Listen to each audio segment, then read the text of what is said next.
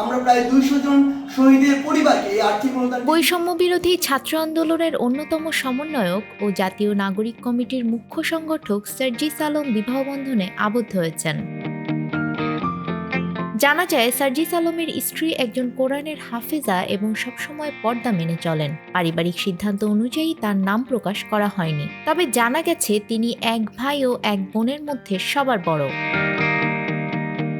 শুক্রবার গাজীপুরের রাজেন্দ্র রিসোর্টে পারিবারিকভাবে তার বিয়ে সম্পন্ন হয়। সামাজিক যোগাযোগ মাধ্যম ফেসবুকে যুব ও ক্রীড়া উপদেষ্টা আসিফ মাহমুদ বিষয়টি নিশ্চিত করেছেন। তিনি সার্জিস আলমের বিয়ের একটি ছবি শেয়ার করে লিখেছেন, নবজীবনে পদার্পণে অভিনন্দন সার্জিস ভাই, বিবাহিত জীবন সুখের হোক। ছবিতে বর বেশে থাকা সার্জিস আলমকে সাদা শেরওয়ানি ও পাগড়িতে দেখা যায়। তার সঙ্গে ছিলেন নাহিদ ইসলাম, হাসনাত আব্দুল্লাহ, মাহফুজ আলম ও আসিফ মাহমুদ।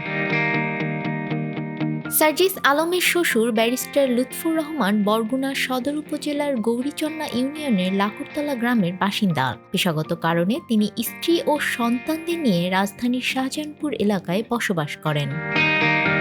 নিউজ ডেস্ক, আমাদের সময়।